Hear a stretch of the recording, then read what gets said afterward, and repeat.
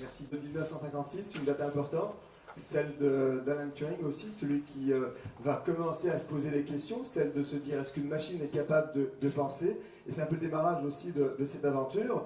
Puis ensuite, on a introduit cette intelligence artificielle dans notre quotidien, son impact, ses empreintes sur nos liens, et cette bureaucratie du cerveau, si on peut l'appeler, avec la présentation concernant cette sélection que l'on a, cette classification, ce stockage au niveau de la mémoire, et puis aussi ces profils nouveaux. Hein. Je vous parlais tout à l'heure en introduction de cette génération qui est née en l'an 2000 et qui est sur Instagram, qui est sur Snapchat, qui est sur Twitter, qui est sur Facebook, qui est partout, et qui donne des informations gratuitement, donc ce qui fait qu'on a de vrais profils. Je pense que si on prend une journée de votre conversation WhatsApp, on pourrait savoir qui est diabétique, qui n'aime pas les pizzas justement, qui est ceci, qui est cela. Et c'est extrêmement un pouvoir important pour les entreprises, dont vous parliez tout à l'heure en disant qu'elles prendraient le dessus. Alors déjà, le système capitaliste a pris le dessus à partir des années 2000, en tout cas sur les États. C'est vrai que les multinationales, les banques aujourd'hui sont super puissantes par rapport aux États. Elles emboîtent même le pas des décisions étatiques. Et demain, peut-être que cette intelligence artificielle, cette possession d'informations, pourrait aussi remettre en question la souveraineté même des États. Vous avez parlé des bitcoins, c'est vrai que c'est assez critique, puisque jusque-là, les États étaient bien fiers de battre monnaie, et puis demain, si cette virtualité que nous avons interdit au Maroc, les bitcoins sont interdits au Maroc, eh bien, pourrait effectivement prendre le pas. Voilà, donc c'est un monde assez important, assez intéressant, qui s'adresse surtout aux générations qui arrivent, celles qui s'est dénudée face à Internet et face à l'intelligence artificielle. Je pense que vos enfants, nos enfants, vivent dans cette connectivité que parfois on ne comprend pas. Nous sommes pas toute la salle, mais certains sont un petit peu de mon âge, donc on est un petit peu dépassé par certains concepts, même si on s'accroche et il faut rester connecté, comme l'a rappelé Gabriel Ganacha. Voilà, donc en tout cas, première partie de cette conférence. On souhaite maintenant qu'il y ait effectivement des interactions, des questions. J'en ai aussi un certain nombre. Donc, mais je laisserai bien sûr notre assistance prendre la parole. Alors, je vais vous prêter le micro et vous serez amené à le... Moi, je pose la question, est-ce qu'on va perdre l'intelligence simple, humaine? C'est-à-dire, j'imagine par exemple, on va doter une centrale nucléaire d'une intelligence artificielle, subitement, il y a une panne. Alors les hommes, comme ils ne sont pas habitués à l'expérience, ils seront paniqués devant cette panne. Donc est-ce qu'on ne va pas perdre l'intelligence humaine simple face à l'intelligence artificielle par manque d'expérience? Première question. Deuxième question, c'est par rapport, vous avez dit qu'avec les assurances, on va perdre l'esprit mutualiste. Alors ma question, est-ce qu'on va perdre la moyenne, la solidarité? Parce que chacun va payer le prix qui lui est assujetti dans le cadre d'une assurance. Et merci beaucoup une fois. Alors merci de... L'intelligence artificielle impacte positivement l'économie, c'est vrai, mais ça va être le cas pour les pays qui en profitent, tout simplement. Enfin, ça va être un impact négatif sur les pays sous-développés parce que ça va créer des crises sociales au vu de l'exploitation directe et indirecte des pays développés par l'implémentation et la mise en place de tous les résultats de cette intelligence artificielle. Donc je dirais que ça va générer une colonisation à distance des pays développés vis-à-vis des pays sous-développés. Merci. Et, perception, l'aspect cognition et l'aspect réaction, quand il y a un problème au niveau du comportement, s'il y a un problème au niveau d'un de ces aspects ou plusieurs de ces aspects-là, vous avez évoqué cela dans un de vos slides. Et l'intelligence artificielle, est-ce que les machines vont surpasser les humains au niveau d'un de ces éléments? Bien sûr, vous avez dit que les yeux, par exemple, nos yeux ne sont pas de bons capteurs, il y a des meilleurs capteurs, les oreilles, pareil. C'est pour ça que l'intelligence artificielle, par exemple, pour la détection d'objets dans des images, à l'aide de l'apprentissage profond, les machines font mieux que les êtres humains. Mais je pense que ça, c'est dû à une meilleure performance au niveau de l'aspect perception. Peut-être aussi au niveau cognition, on ne sait pas, on n'arrive pas à séparer, je n'ai pas vu d'études en tout cas, qui permet de quantifier justement ces aspects-là d'une manière séparée. C'est très difficile. On ne sait pas si la machine fait mieux parce qu'on a de meilleurs capteurs ou est-ce qu'on a de meilleures performances au niveau de la cognition. Et j'aimerais avoir votre avis sur cela. Et merci encore pour votre présentation. Merci beaucoup. Alors, rapidement, effectivement. 8 millions d'identités différentes sont capables de reconnaître une nouvelle photo avec une précision de 99,63%, avec des conditions importantes d'éclairage, etc. Mais c'est meilleur que ce qu'on est capable de faire. De même, vous avez des machines qui jouent au Go mieux que des hommes, mieux que les meilleurs d'entre nous. Donc on a des machines qui effectivement ont des capacités plus importantes que nous. Alors la question c'est de savoir, est-ce que ça veut dire qu'on va être dépossédé par les machines? Je ne crois pas. Je pense que ensuite, il faut réfléchir à l'interaction entre l'homme et la machine, et il faut s'assurer que ces machines soient des partenaires et pas des machines autonomes. C'est-à-dire qu'elles ne prennent pas les décisions d'elles-mêmes. Tout ça, c'est très difficile, parce que il faut faire en sorte que nous puissions échanger avec la machine et que cet échange soit fructueux. Je vais prendre un exemple, la voiture autonome. On voit tous la voiture autonome comme étant une espèce de conducteur, vous lui dites où vous voulez aller et elle vous y emmène. En première chose, elle n'est pas autonome au sens philosophique, en sens où elle est automatique. Si vous lui dites je veux aller à la piscine, elle vous amène à la piscine. Mais ce qui serait une véritable voiture autonome au sens philosophique, c'est qu'elle déciderait d'elle-même en fonction de ses propres désirs. Or là, elle obéit. Une véritable voiture autonome, si vous lui dites d'aller à la piscine, elle vous dit ah non, non, je ne peux pas aller à la piscine parce que le parking n'est pas formidable. C'est pas bon. Ou alors, bon, j'ai vu que vous aviez mal aux dents, je vous ai pris rendez-vous chez le dentiste. Oui, ça, ce serait une vraie voiture autonome. Donc, c'est automatique. Mais même dans cet automatisme, aujourd'hui, on se rend compte qu'il y a des problèmes parce que il y a différents degrés d'automatisme et ce qui importe, c'est de savoir sur chaque degré est-ce que la machine va nous aider vraiment. On sait qu'il y a par exemple, les voitures se garent toutes seules, ou les voitures sont capables de vous indiquer un certain nombre de problèmes, vous aider à maintenir votre vitesse, etc. Donc les spécialistes ont dégagé 5 degrés d'automatisme, et sur chaque degré, il faut bien sûr s'assurer qu'en fonction des compétences du conducteur, il y ait une possibilité de reprise extrêmement aisée. Et les voitures totalement automatiques, c'est une vue de l'esprit. On nous rabat ça parce que c'est une histoire de science-fiction, mais ça n'arrivera pas.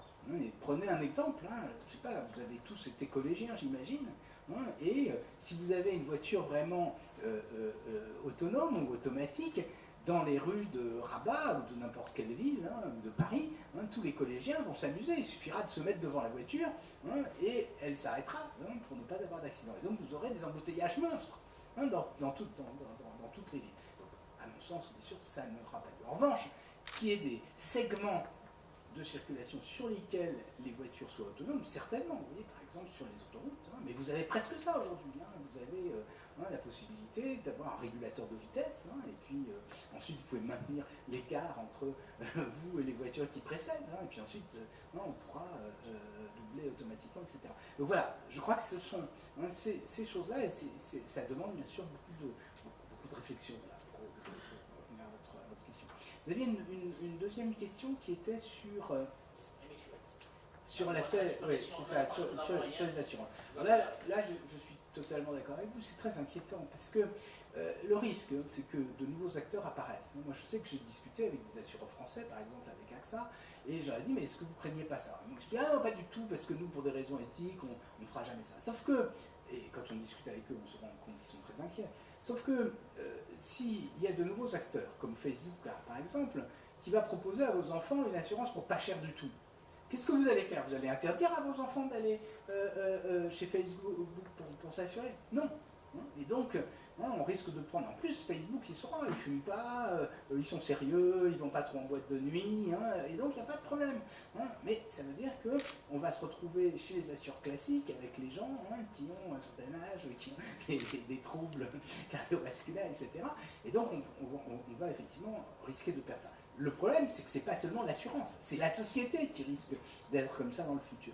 Et c'est, je crois, ce qu'il importera de faire dans les années à venir, c'est d'avoir une réflexion collective sur les limites qu'on sera capable d'imposer à ces grandes sociétés. Le risque, quand je parlais de souveraineté, c'est ça, c'est que, vous savez, l'axiome fondamentale de l'état de droit, hein, tel qu'il a été introduit au XVIIIe siècle plutôt, hein, mais déjà au XVIIe par Baudin, et puis ensuite par les philosophes des Lumières, c'est qu'il y a coextension de l'État et du territoire. Or aujourd'hui, le territoire est traversé d'influences diverses, et bien sûr, ça peut avoir des conséquences politiques assez désastreuses, parce que bien sûr, on peut imaginer des crises politiques majeures. Hein. Vous avez bien vu ce qui s'est produit aux États-Unis, ce qui se produit déjà dans certains pays européens, et ce qui peut se produire dans tout un tas de pays. Alors ça me donne une transition pour ce que vous disiez tout à l'heure sur le caractère inégalitaire, sur la fracture numérique.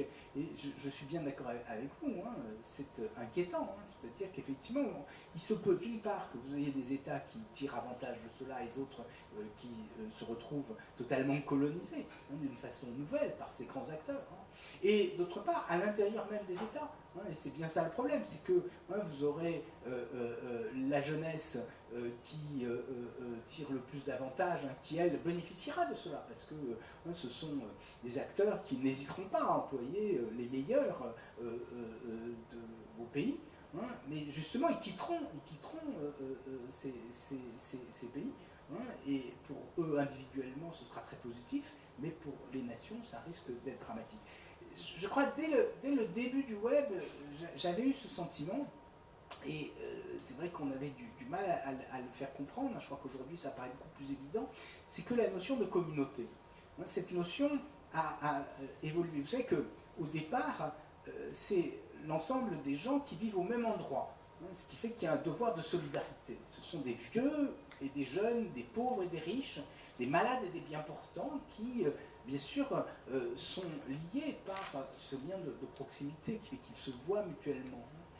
Les sociétés n'étaient pas roses, mais il y avait quand même cette solidarité. Le risque, c'est qu'aujourd'hui, ce qu'on appelle une communauté, c'est pas du tout ça, c'est une communauté d'intérêt sur Internet. Et bien sûr que vous avez... Alors c'est formidable, parce que les gens qui collectionnent les timbres, ils vont trouver les gens qui collectionnent les mêmes timbres dans le monde entier. Mais ça ne suffit pas justement pour vivre ensemble. Et donc là, quand j'ai parlé de cette évolution des concepts qui font la trame du tissu social, c'est de ça dont je veux parler. Alors quelles sont les solutions? Je ne les ai pas, mais je crois qu'il faut déjà prendre conscience de cela, et ensuite réagir parce qu'il faut qu'il n'y ait pas que ces acteurs qui prennent de l'importance, et puis réagir pour réfléchir au monde que nous voulons pour demain. Je veux dire que je nourris pas mal d'inquiétudes quand vous me demandez est-ce que je crains le futur. Oui, je crains, mais je ne crains pas que les machines prennent le pouvoir. Je crains en revanche que derrière les machines, il y ait des hommes qui, eux, aient un pouvoir considérable. Alors, bon, dernier point, effectivement, sur les... Ce qui est passionnant d'un point de vue scientifique, c'est qu'on peut faire des expériences quand même. Et on peut tester avec différents capteurs dégradés, etc. Et puis différentes techniques. Donc on peut dissocier quand même ces différents apports dans la modélisation. Mais je crois que ce qui est important, c'est de bien comprendre qu'on a à chaque fois affaire à des modèles. Alors vous savez, un modèle, c'est un intermédiaire. D'ailleurs, le radical indo-européen qui donne le mot modèle est le même que celui qui va donner moyeu, moyenne, médian, un médecin aussi.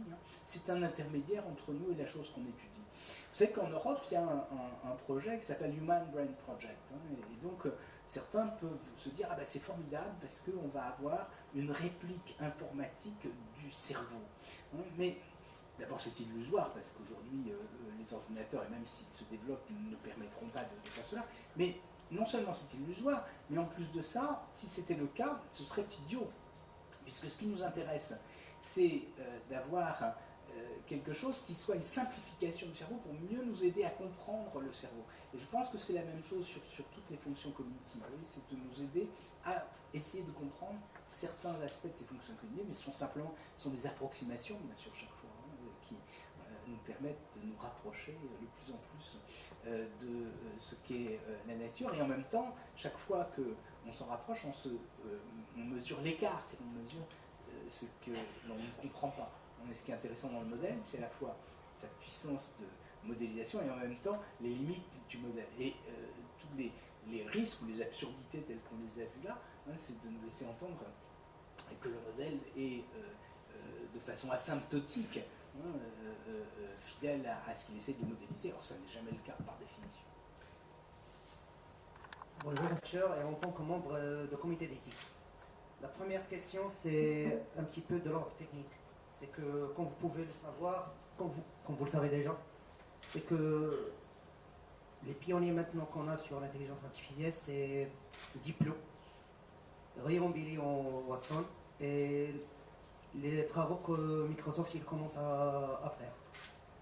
Quand ils ont été mis à l'épreuve, le scandale du chatbot Microsoft, qui est devenu antisémite, raciste, lorsqu'ils l'ont connecté à Internet.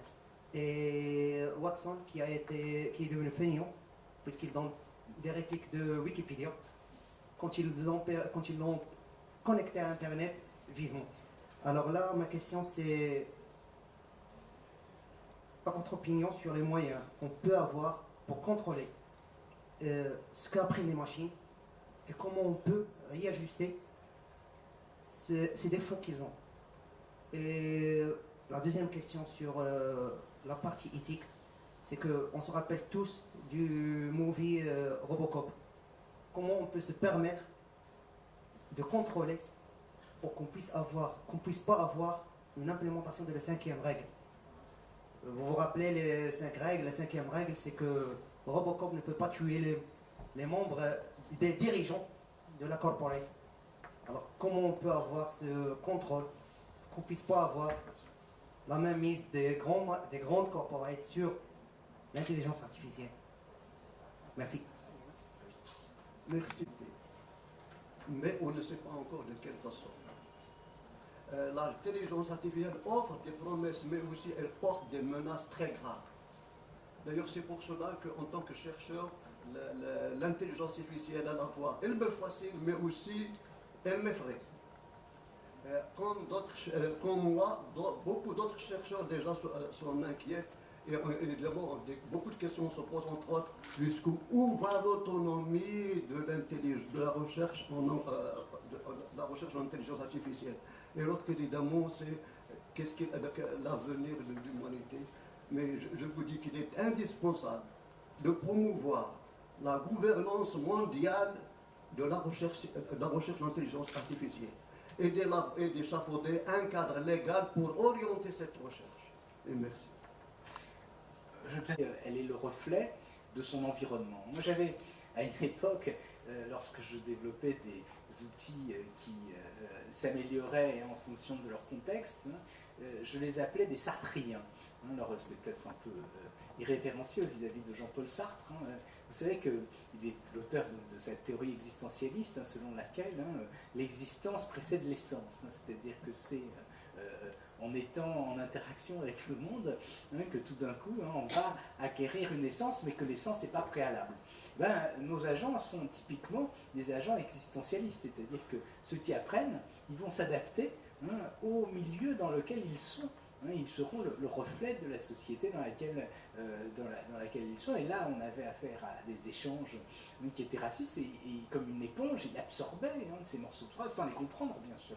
Et il répliquait. Alors en même temps, il faut peut-être dédramatiser, parce que c'était certainement aussi une provocation de la part des utilisateurs, et peut-être d'ailleurs qu'il y avait un certain nombre de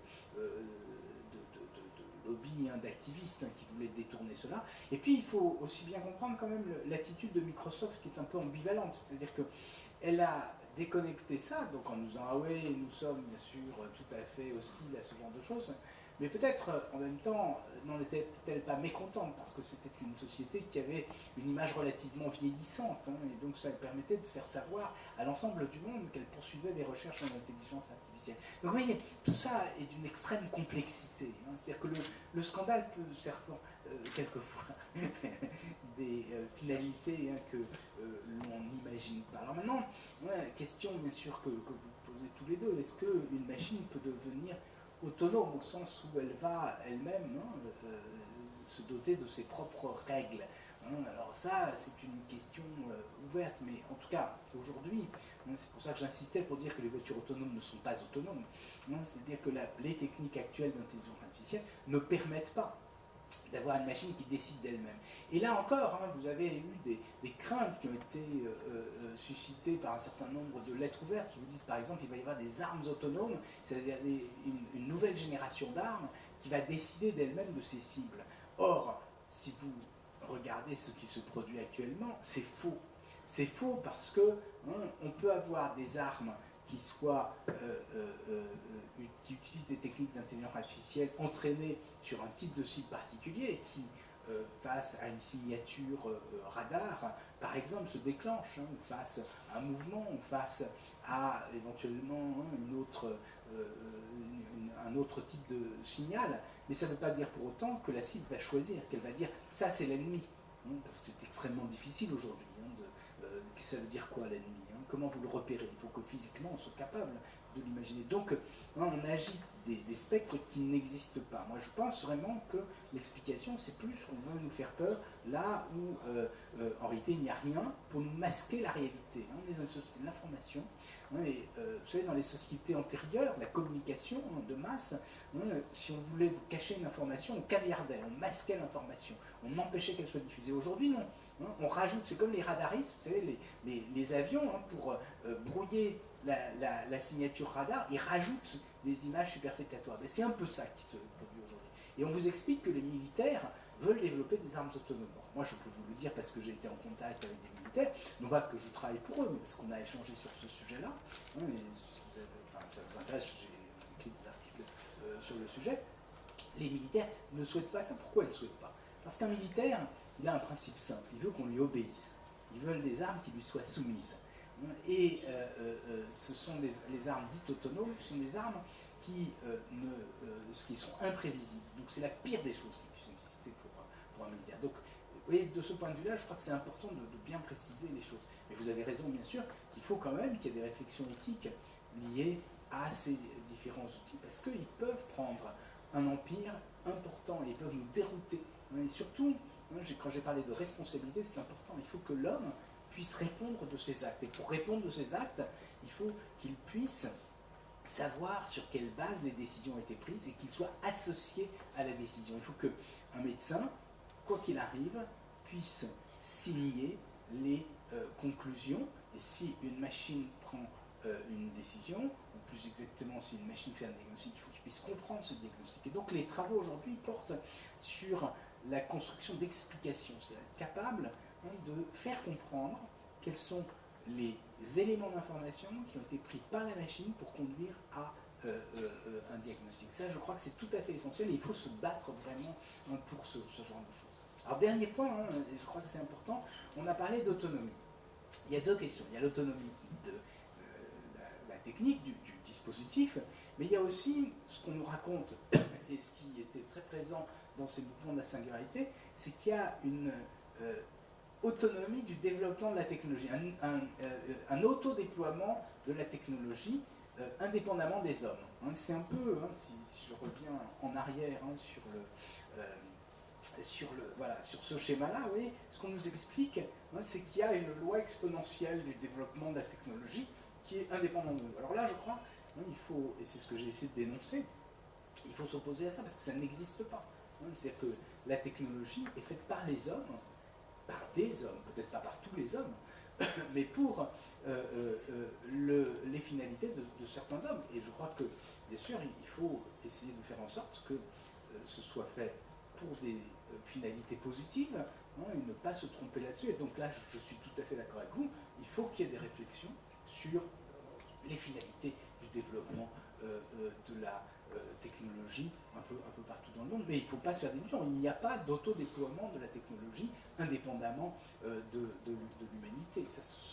Il n'y a aucun fondement à ce type de réflexion. Et de ce point de vue-là, des ouvrages extrêmement populaires, par exemple comme Homo Deus d'Harari, sont tout à fait discutables dans leur conclusion.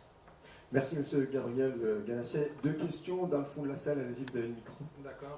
Je demande toujours de cette notion d'intelligence et de la pensée. En effet, j'ai beaucoup réfléchi à la chose, c'est-à-dire que la manière avec laquelle un être humain il pense et également la machine elle pense. Je pense que pour une machine, elle interagit avec des données, alors que par exemple pour un être humain, il a plusieurs niveaux. Cette donnée-là, on a intervenu et interagi avec cette donnée, par exemple lorsqu'on était au primaire, lorsqu'on a été en train d'apprendre des mots de dictionnaire. Mais par après, on a créé par exemple de l'information, c'est-à-dire qu'un ensemble de données qui ont un sens pour pouvoir construire des phrases. Par après, il y a, on peut dire, la connaissance et le savoir. Maintenant, lorsque j'ai étudié un peu les télécommunications, et d'ailleurs vous en avez parlé de Claude Shannon, donc en 1948, il a déjà créé une nouvelle théorie de l'information qui est basée sur un niveau qui est encore plus supérieur que la donnée. Et d'ailleurs, toutes ces théories de l'information, on a pu modéliser plusieurs systèmes de télécommunication, et d'ailleurs tous les fondements théoriques sur la télécommunication, ils sont fondés sur cette voie de théorie de l'information. Alors que par après, dans les années 2010 et 2012, on travaillait avec ce qu'on appelait bien sûr le deep learning. C'est-à-dire que c'est comme si je remarquais qu'on est revenu en arrière. C'est-à-dire au lieu de travailler dans un niveau supérieur qui est l'information, on est revenu à une donnée. Mais bien sûr, la seule évolution, c'est qu'il y a des ressources matérielles et également de la donnée. C'est-à-dire avec une grande masse de données, on pourra trouver encore des résultats encore meilleurs.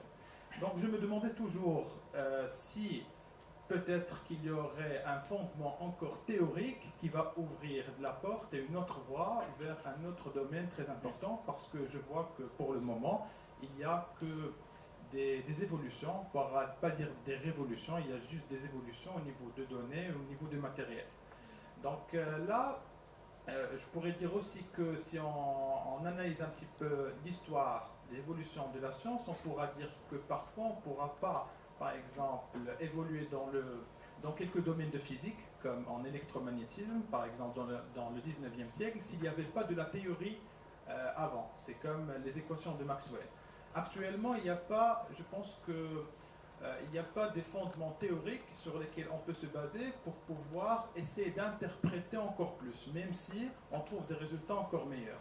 Donc là, c'est un débat international de théorie et pratique. Il y a des théoriciens qui disent qu'on aura besoin de l'interprétabilité, de l'interprétation, c'est-à-dire qu'une voiture autonome, s'il fait un accident, on aimerait bien comprendre pourquoi. Ce n'est pas juste statistiquement qu'une voiture autonome, elle pourra nous éviter ces accidents. Il y a d'autres personnes qui disent non, mais attendez, avec la grande masse de données, les ressources matérielles, on a des résultats. Donc il y a toujours théorie et pratique. J'aimerais bien juste terminer mon discours avec un célèbre proverbe d'Albert Einstein qui disait « La théorie, c'est quand on comprend quelque chose, mais rien ne marche. » Et il disait que la pratique, c'est quand quelque chose marche, mais on ne sait pas pourquoi. Ici, on rassemble théorie et pratique. Rien ne marche, on ne sait pas pourquoi. Bon, merci de votre jeu. Les techniques qui sont les plus en vogue semblent ignorer la théorie. Vous savez qu'il y a eu ce fameux article d'Anderson qui dit que justement on n'a plus besoin d'utiliser de théorie aujourd'hui et que les données suffisent. Ça me semble complètement illusoire. Et comme vous le laissez entendre, c'est quelque chose qui est discutable. Alors, il y a deux points. D'abord, il y a le fait qu'il y a un caractère cyclique. Moi, je dis que le temps des technologies est un temps tressé. C'est-à-dire qu'il y a des choses qui apparaissent, qui disparaissent, qui réapparaissent, etc. Et donc, aujourd'hui, c'est le deep learning, ça va changer. Je pense que c'est pas...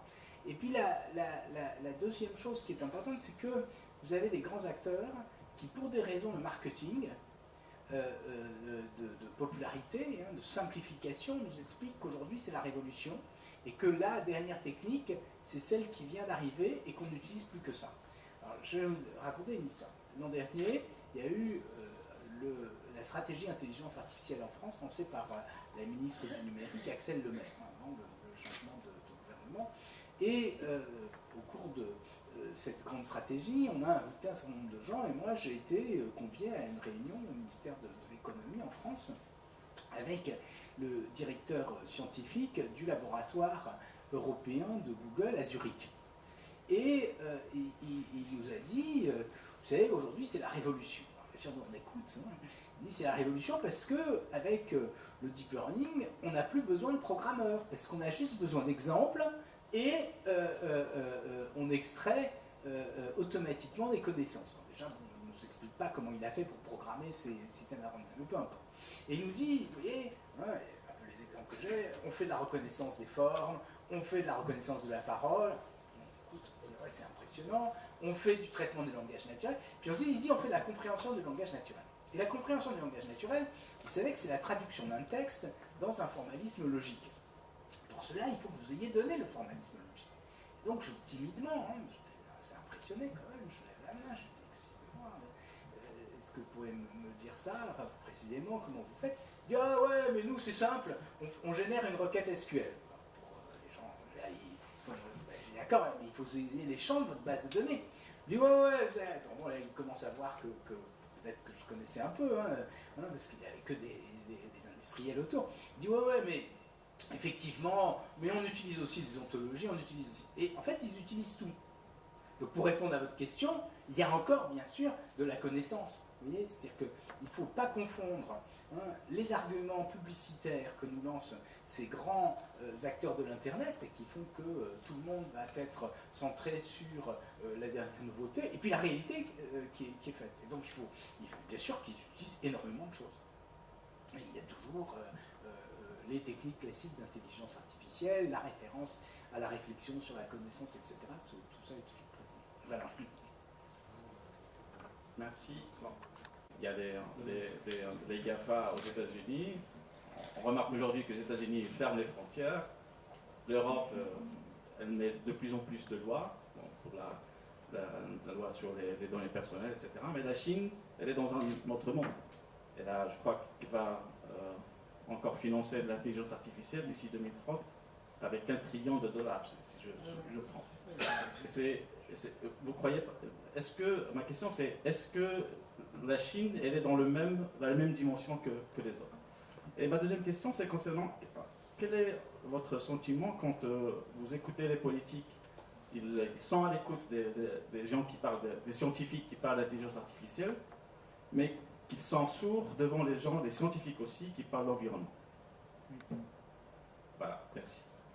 Alors, et même la Russie aussi, elle joue un autre jeu, la Russie, en plus, puisque beaucoup de pirates, de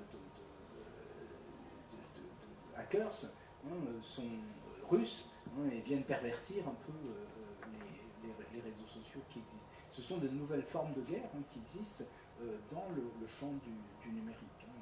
Et je crois que ce qu'il faut bien comprendre, c'est que un certain nombre de pays qui sont ouverts sont en situation de faiblesse dans ce monde-là. Mais quand même, je pense que même aux États-Unis, oui, c'est peut-être qu'on peut essayer de comprendre ce qui se produit aujourd'hui aux États-Unis par l'empire compris ces grands groupes et par la déstructuration de la société américaine qui est la conséquence.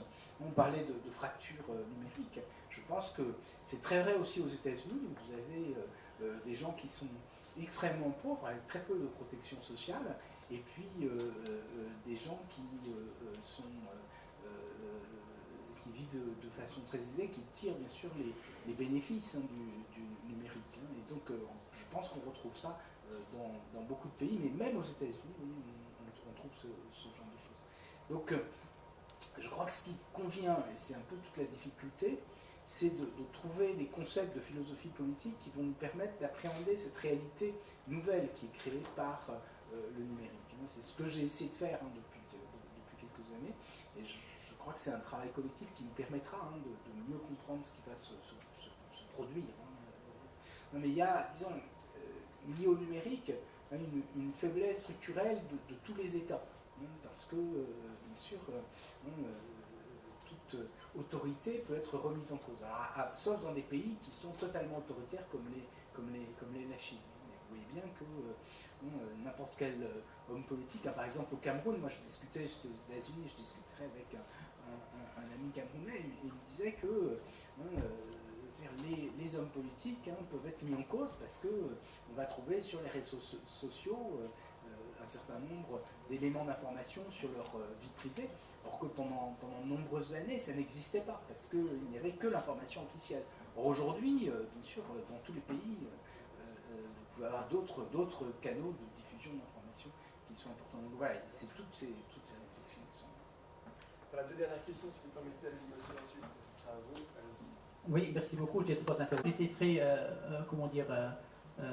excité ou attiré au début de l'année par un petit article où on annonçait que les machines, pour la première fois, ont réussi à abattre l'intelligence humaine à travers un test, je crois, autour de quelques 500 articles Wikipédia, et dans lequel les machines ont été plus fortes à faire la synthèse et comment dire, et les preuves d'intelligence, ce qui pourrait nous laisser à l'avenir peut-être espérer que les machines peuvent même enseigner l'histoire ou la philosophie ou quelque chose comme ça. C'est très choquant. Mais en recherchant un petit peu dans la matière, on se retrouve à un phénomène aujourd'hui qui est très complexe, qui touche l'ensemble des disciplines et auquel l'humanité n'a jamais assisté, de par son ampleur, de par son champ et surtout la vitesse. Vous avez présenté les différentes étapes de la révolution industrielle. Alors on a assisté au début au XVIIIe siècle, avec la machine à vapeur, du XIXe.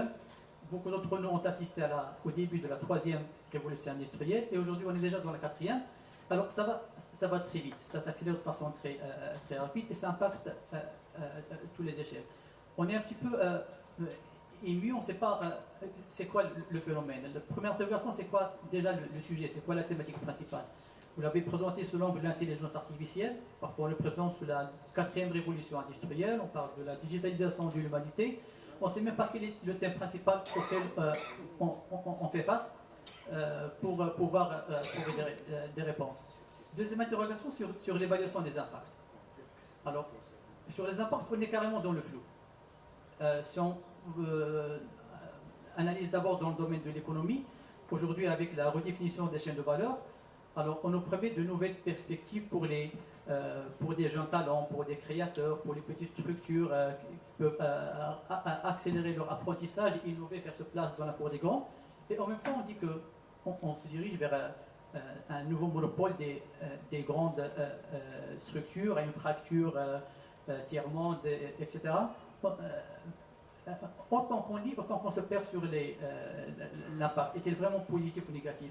Au niveau des politiques, on nous promet qu'aujourd'hui, dans cette ère nouvelle, les petits groupes, les individus et les sociétés peuvent tirer profit pour avoir plus de contrôle, plus d'initiative face au gouvernement, plus de pouvoir. Et en même temps, quand on voit l'investissement des gouvernements, le président russe l'a averti, a dit que l'intelligence artificielle c'est le futur et que celui qui dominerait l'intelligence artificielle, ce serait les nouveaux maîtres du monde. Donc tout le monde s'investit. Et on a tendance les gouvernements à mieux maîtriser la population. Dès le moment que la machine peut déterminer le comportement humain et façonner son comportement de vote, la démocratie n'aurait plus de sens. Facebook a été interpellé là-dessus. Alors, en même temps qu'on a des promesses pour les petits groupes et les sociétés, on ne sait pas quel est réellement. Et sur l'être humain lui-même, on nous promet que les avantages de l'humanité augmentaient, peut-être il y aurait plus de longévité. Alors aujourd'hui, avec les microsomes implantés dans le sang, on peut détecter certaines maladies qui étaient incurables jusqu'à aujourd'hui. Peut-être même avec l'Internet des objets, vous avez un petit capteur qui va tout réglementer, une meilleure vie, avec les imprimantes 3D, des petits implants comme ça, on peut tout fabriquer. Mais en même temps, ça pose des menaces réelles sur la vie des gens, sur la vie privée, sur parler de l'amitié, des sentiments. Donc finalement, quel est l'impact de cette nouvelle révolution? Est-elle globalement dans un sens positif ou négatif? Peut-on l'évaluer? Et troisième interrogation, j'arriverai juste à la fin de votre présentation, sur notre réaction. Alors vous avez parlé d'une peur, une peur qui est déjà installée.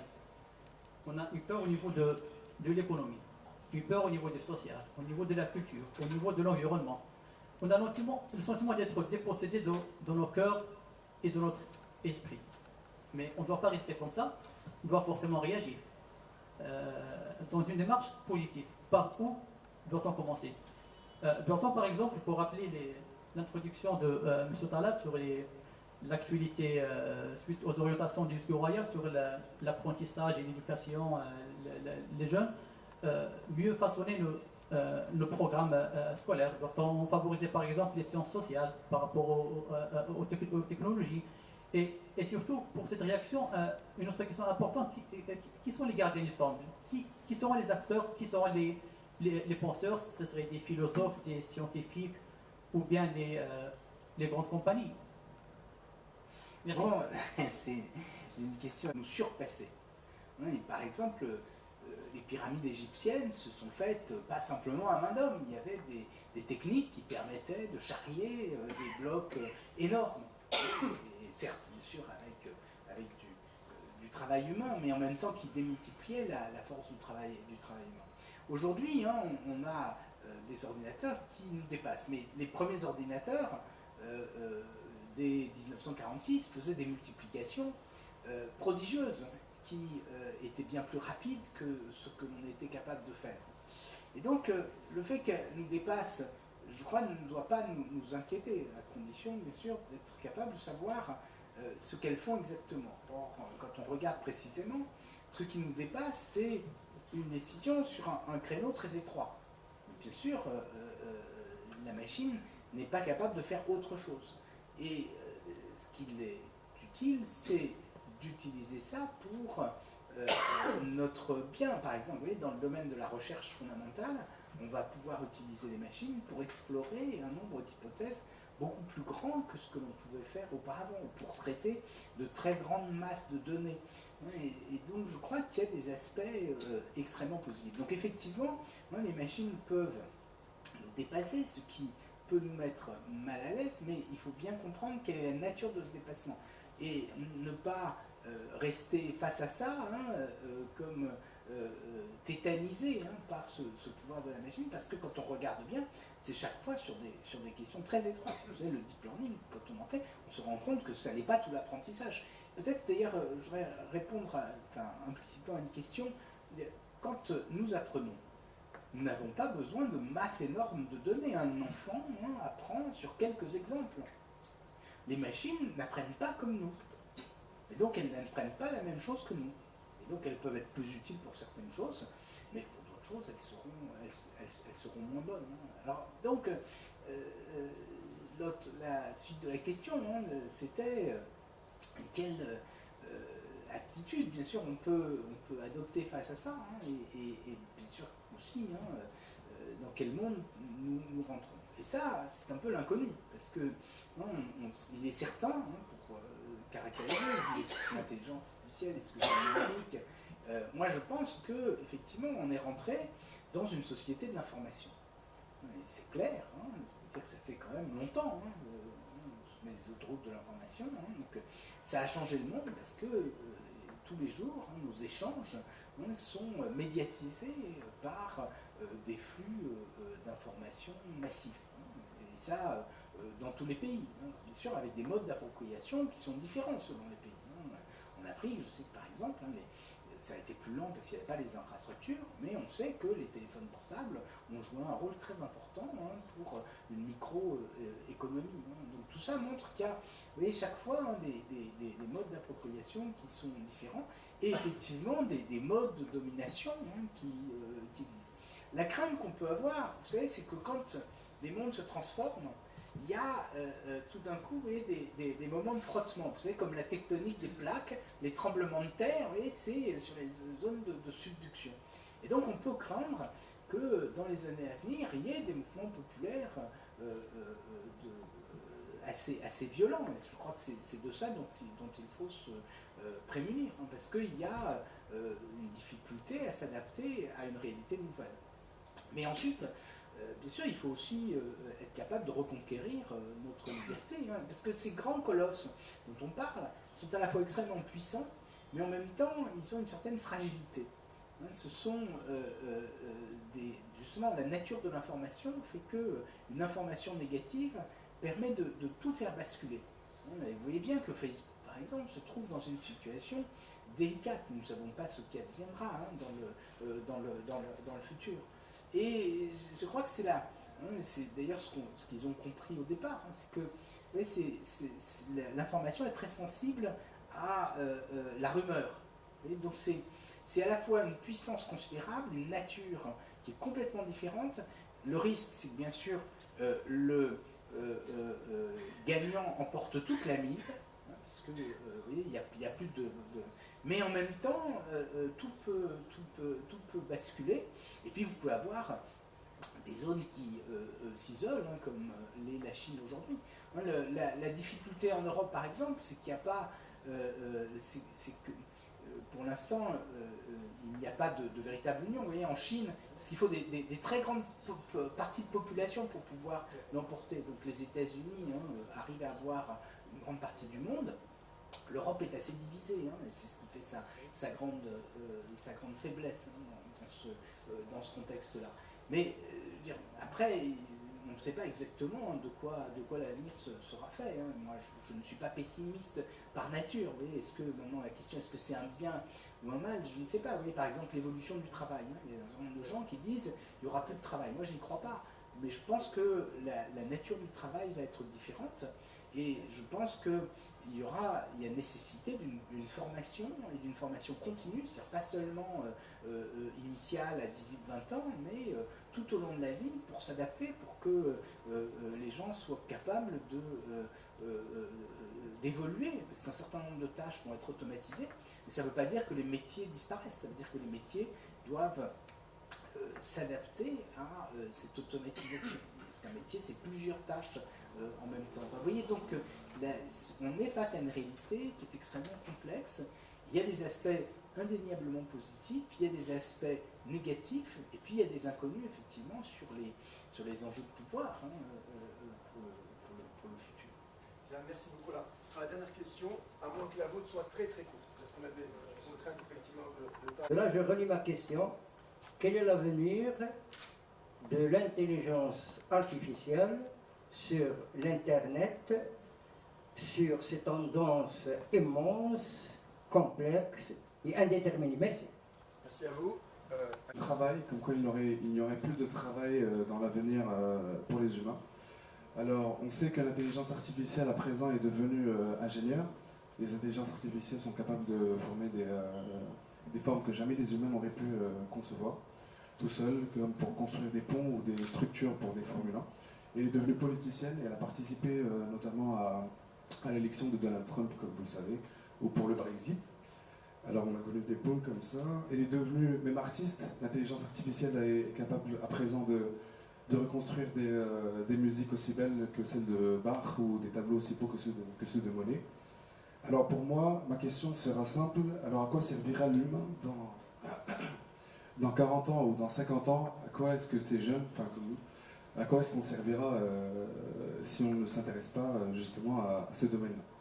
Qu'est-ce que feront par exemple les artistes? Qu'est-ce que feront les politiciens? Qu'est-ce que feront les ingénieurs? Que deviendra l'humanité dans 50 ans? Alors, d'abord, exploiter mieux encore ces sources immenses d'informations qui nous donnent une idée de ce qu'est la société. Vous voyez, je crois que ce qui est vraiment important, hein, c'est ce que j'ai essayé de vous montrer en parlant du Web 2.0, hein, c'est que l'importance de l'intelligence artificielle est liée au fait qu'on s'est rendu compte que la nature même de l'information, à partir du moment où on rentrait dans une société d'information, fait qu'il faut exploiter au mieux toutes les données qui existent. Et donc pour ça, bien sûr, cette exploitation demande de l'intelligence artificielle. Alors pour répondre à votre question sur le travail, alors, il faut, je crois, rentrer plus dans le détail. Hein. Vous avez ces articles qui ont été écrits par l'Université d'Oxford sur la disparition du travail. Hein. Il y a eu 2 articles là-dessus, et c'est quelque chose d'assez inquiétant. Et un certain nombre d'économistes nous disent effectivement les machines vont remplacer tous les hommes. Alors quand on regarde de façon précise sur les tâches, on se rend compte que c'est faux. C'est-à-dire que ce ne sont pas les métiers qui vont être remplacés. Et vous avez donné des exemples très intéressants. C'est-à-dire que l'intelligence artificielle interfère avec la politique, qu'elle puisse éventuellement, par l'intermédiaire de robots, venir interférer et modifier le jeu démocratique, ce qui s'est produit au cours du Brexit ou lors des élections américaines. Ça ne veut pas dire que l'intelligence artificielle va remplacer les hommes politiques. En réalité, c'est un dysfonctionnement qui s'est produit, et donc certainement il conviendra à l'avenir d'essayer de faire en sorte que ça ne se reproduise plus. Je vais vous donner un autre exemple. Il y a aujourd'hui tout un tas de ce qu'on appelle les fake news, vérités alternatives, qui se divisent sur Internet. En tant que scientifiques, nous sommes assez concernés, parce qu'il y a des connaissances qui nous semblent de notre devoir de porter à la connaissance du grand public, de véhiculer, par exemple sur le climat. Tout à l'heure, d'ailleurs, je ne sais pas, quelqu'un a parlé du climat ou sur la vaccination.